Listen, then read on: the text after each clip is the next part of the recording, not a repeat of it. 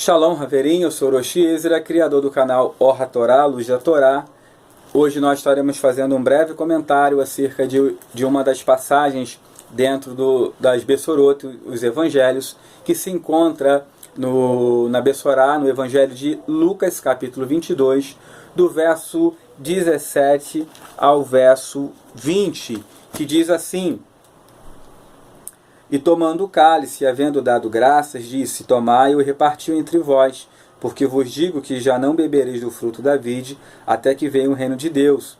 E tomando o pão, e havendo dado graças, partiu-o e deu-lhe, dizendo: Isto é meu corpo, que por vós é dado, fazei isso em memória de mim. Semelhantemente, tomou o cálice depois da ceia, dizendo: Este cálice é o Novo Testamento, ou a nova aliança no meu sangue, que é derramado por vós.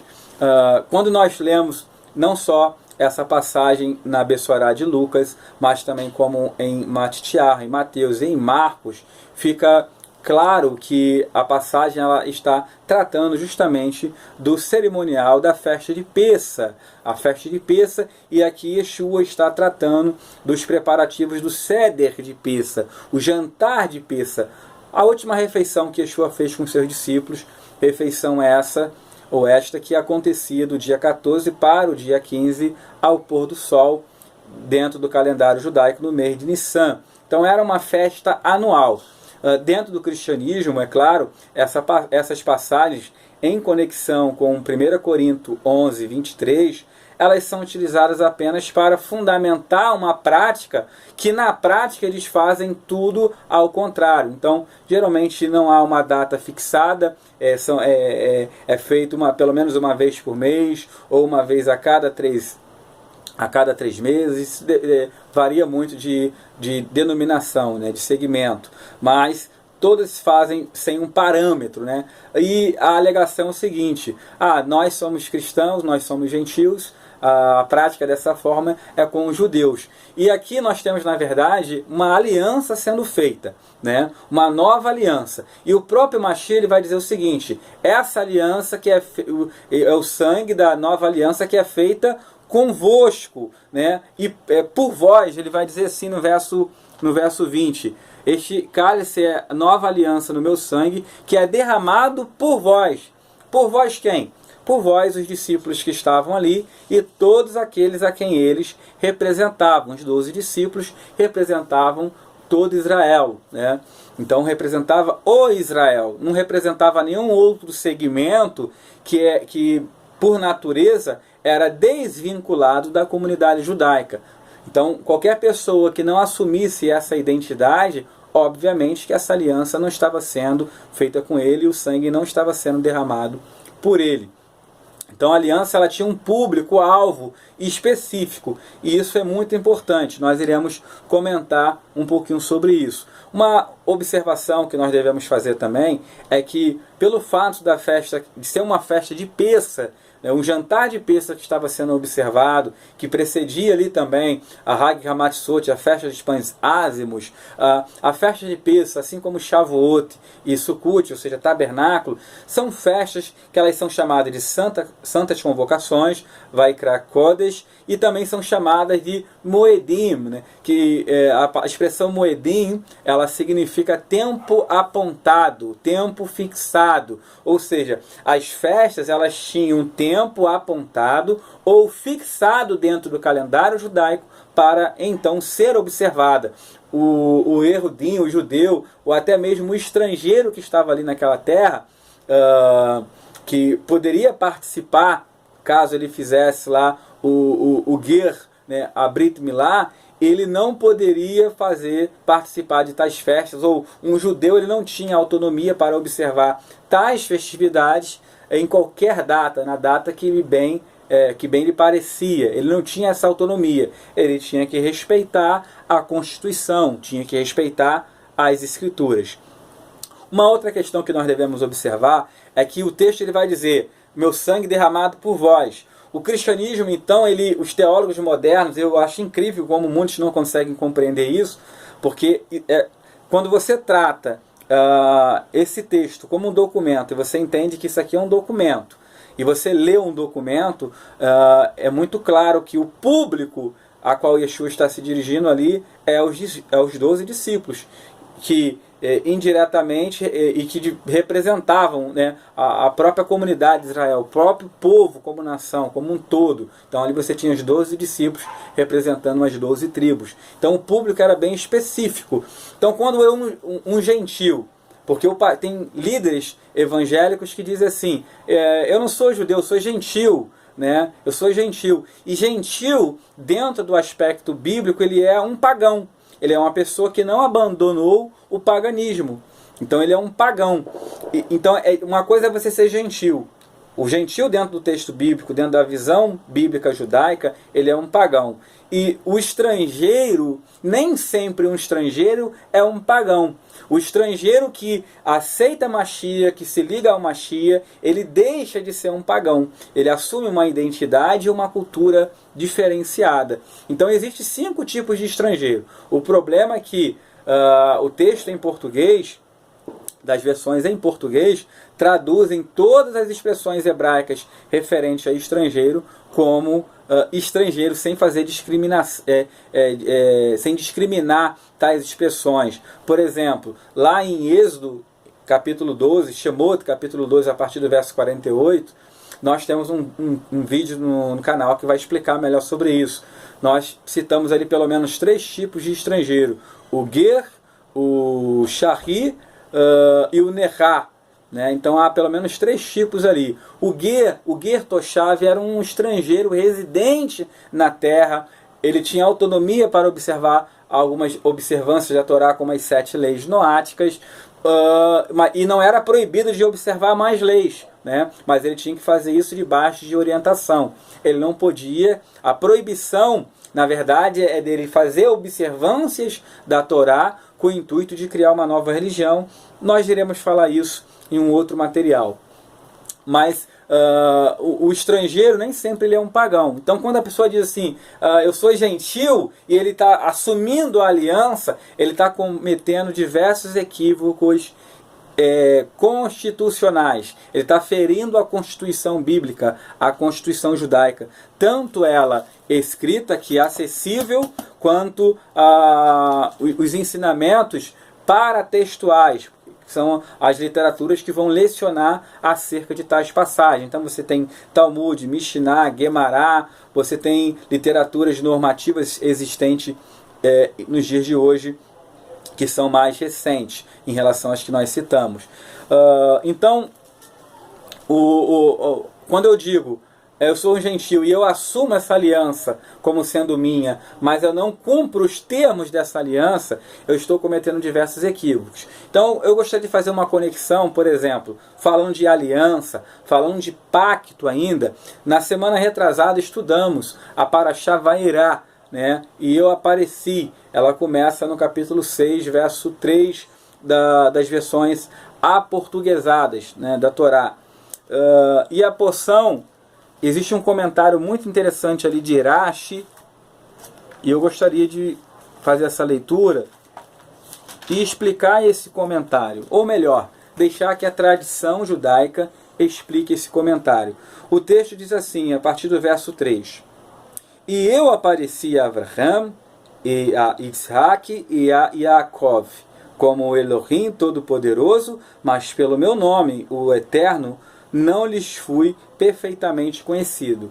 Rashi, ele vai comentar assim, no versículo 3, quando o texto diz assim, e eu apareci a Abraham, e a Isaac, e a Yaakov, ele vai dizer, Vairá el Ha'avot, ou seja, ele apareceu a Abraão, a Isaac e a Yaakov, ele apareceu aos nossos pais. Então ele vai repetir, ele vai enfatizar que Abraham, Isaac e Yaakov são os nossos antepassados, são os nossos pais, né? Então, por que Rashi ele vai enfatizar isso? Existe uma obra do Rebbe de Lubavitch, que são, na verdade, uma coletânea de diversos ensinos do Rebbe de Lubavitch, conhecida como Joias da Torá. Nesse material, comentando o Rebbe, comentando esse versículo aqui, o versículo 3, ele vai explicar, ele vai dizer o seguinte, aqui é um comentário judaico. que Rashi ele enfatiza, ou seja, ele vai dizer aos nossos antepassados, aos nossos pais, por quê? Para enfatizar que nós, esse pacto, essa aliança, essa Torá que foi entregue a Abraham, a Isaac e a Yaakov, elas são também a nossa herança. Ou seja, tudo aquilo que foi feito com os nossos pais, nós temos direito legal. Todas as promessas que foi feita aos nossos antepassados, nós temos o direito legal sobre elas. Então, os termos da aliança, tanto as exigências quanto as recompensas por conta os méritos por conta das nossas observâncias, é o nosso direito legal. Ele está dizendo que existem promessas que foram dispensadas na aliança e que se cumpre sobre aquele que é um herdeiro, né, de Abraham, Isaac e Jacob, porque ele está conectado com o povo, e essa herança ela é passada, as promessas elas são dadas não por méritos individuais apenas, né? Ele vai dizer que não só por méritos individuais, mas sim porque nós temos o direito legal sobre elas, porque é nossa herança. E ele vai dizer o seguinte, ele vai trazer um comentário, essa obra ela vai trazer um comentário muito interessante, que ele vai dizer que por ser a Torá e o pacto, né, a aliança, ser a nossa herança, quando eu recebo essa aliança, eu não sou visto como um novo proprietário. Não.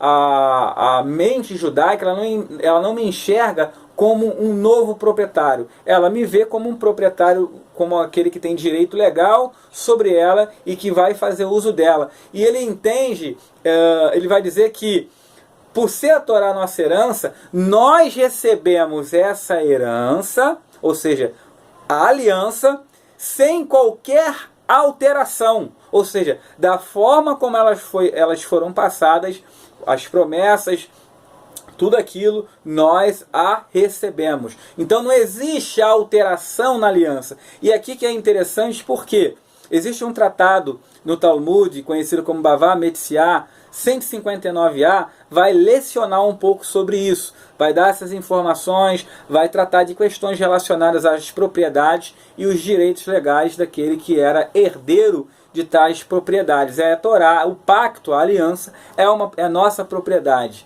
nesse sentido aqui. Aonde que está a importância desse comentário do Rebbe de Lubavitch?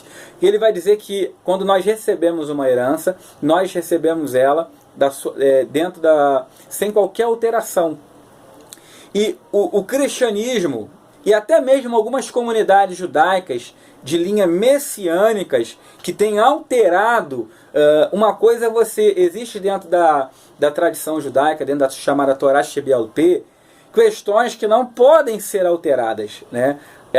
Existem questões de ordem haláquicas que elas são discutidas, são flexibilizadas, as comunidades, de uma comunidade para outra, há mudanças e variações acerca das observações, das observâncias, mas o que nós vemos hoje em algumas comunidades judaicas, elas questionam tudo, abrem mão de tudo, e isso tem uma implicação jurídica terrível, terrível. Tais comunidades, na verdade, passam a se igualar ao próprio cristianismo. Por quê? Por exemplo, por que a Torá, a Constituição judaica, ela proíbe de um pagão observar o Shabat? A Constituição vai dizer que é para ele não criar uma nova religião.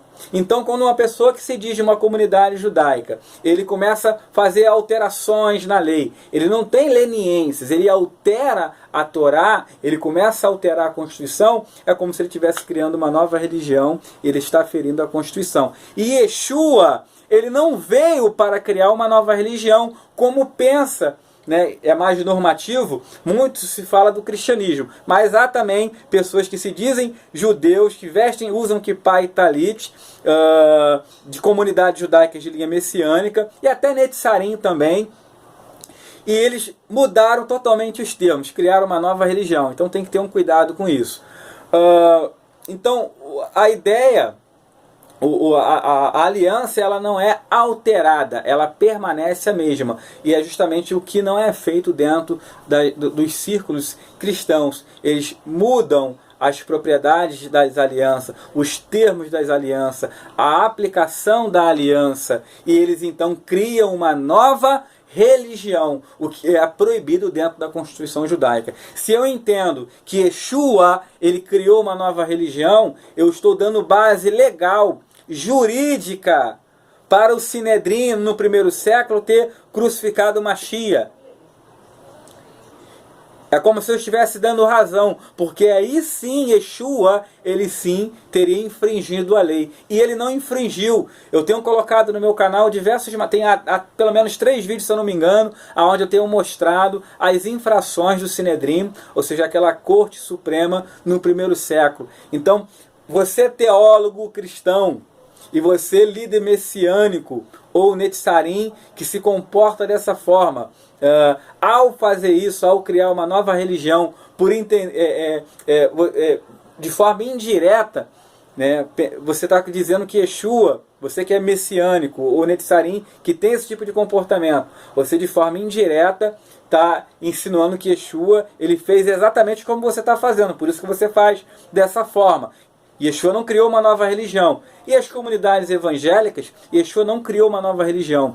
Tanto que o texto aqui mostra Yeshua observando o Pessa, comendo matzá, pão sem fermento, dentro do calendário certinho, observando tudo certinho, conforme a lei judaica, conforme a Torá, ela então nos orientava. Então existe a aliança da Torá, a aliança verdadeira, e uma falsa aliança sendo ensinada por aí, onde mudam-se os termos, mudam as constituições, e geralmente aqueles que querem falar da aliança, falar do pacto, falar da lei, conhecem mal a Constituição brasileira.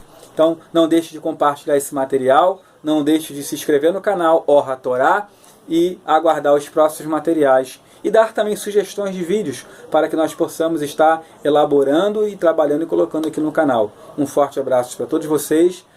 Em Yeshua HaMashiach, em nome de Yeshua HaMashiach, Shalom, Shalom, e até o próximo material.